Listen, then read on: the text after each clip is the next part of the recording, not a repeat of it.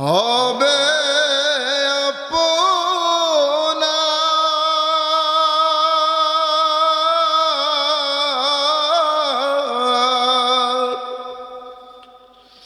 সেদিনই ঈদ হবে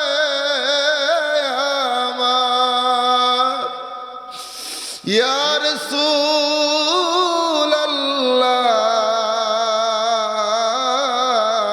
যেদিন দিদার হবে আপনার সেদিনই ঈদ হবে হে গোলামেরি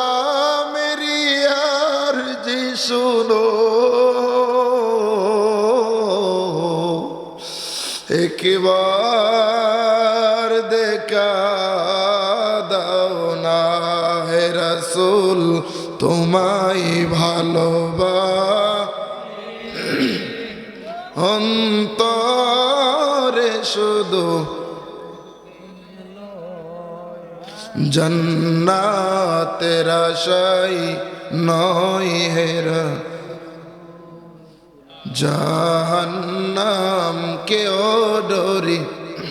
ভাইরা আমার, বন্ধুরা আমার, আপনাদের প্রতি আমার নসিহত থাকবে, আপনাদের সন্তানগুলিরে সুসন্তান বানাবেন, নেক্সট সন্তান বানাবেন। সর্বপ্রথমই আপনার সন্তানের ভিতরে আল্লাহ তার রাসূলকে, রাসূলের ভয়, ভালোবাসা, মহব্বত এগুলা ঢুকিয়ে দিবেন। কোরআনের শিক্ষায় শিক্ষিত করবেন। এখন বর্তমানে কিন্ডার গার্ডেন, পশ্চিমাদের দেওয়া কিন্ডার গার্ডেন স্কুলগুলো বের হয়ে, আমি বিরোধিতা করছি না, তবে এই স্কুলগুলোর টাইম অনেক সময় সকাল 7টা থেকে হয়, ঠিক কিনা বলেন? কয়টা থেকে? সকাল 7টা, 7:30, 8টা। আমাদের ছেলেমেয়েরা মক্তবে যেতে পারে? কথা বলেন। মক্তবে যেতে পারে। সর্বপ্রথম তার শিক্ষা গ্রহণ করার কথা কোরআনের শিক্ষা,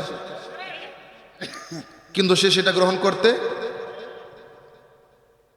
ছাত্ররে সাজাইবার আগে মায় যে কত ধরনের লিপস্টিক দিয়ে আগে সাজায়, কথা বলেন।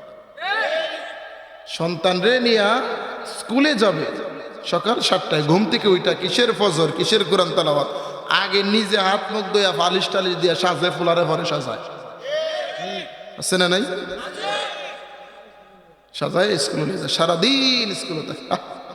এইদিকে শ্বশুর শাশুড়ির খেদমত, জোরে বলেন।